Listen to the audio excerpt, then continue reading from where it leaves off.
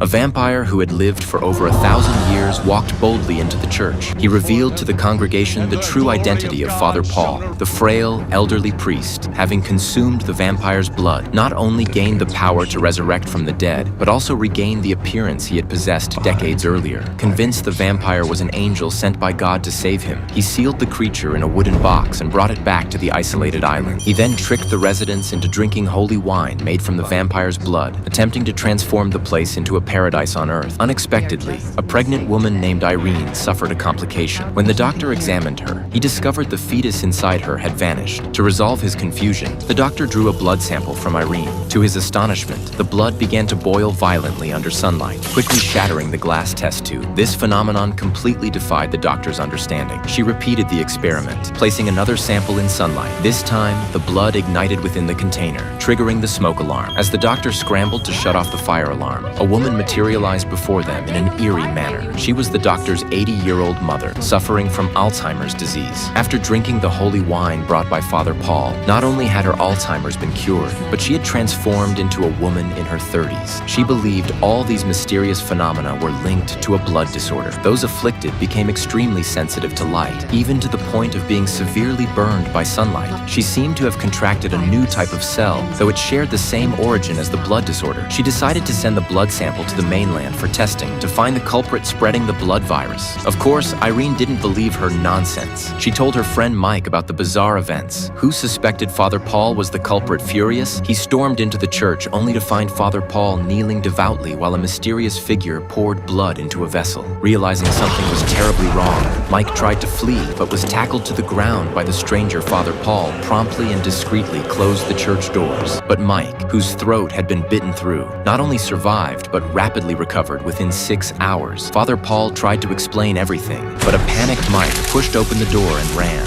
only to be scorched by the blinding sunlight. Father Paul quickly pulled him back inside. Both men had consumed vampire blood, granting them the gift of immortality. Meanwhile, everyone in the church who had drunk the holy wine was undergoing a silent transformation. Mike, naturally, refused to believe the priest's claims. Father Paul summoned Keen, instructing him to place his neck before Mike. As Mike stared at the pulsing veins, he found himself utterly unable to suppress his body's blood hunger. Fortunately, the captain promptly slit his wrist to offer blood, sparing Mike from the torment of hunger. Father Paul called this impulse a miracle.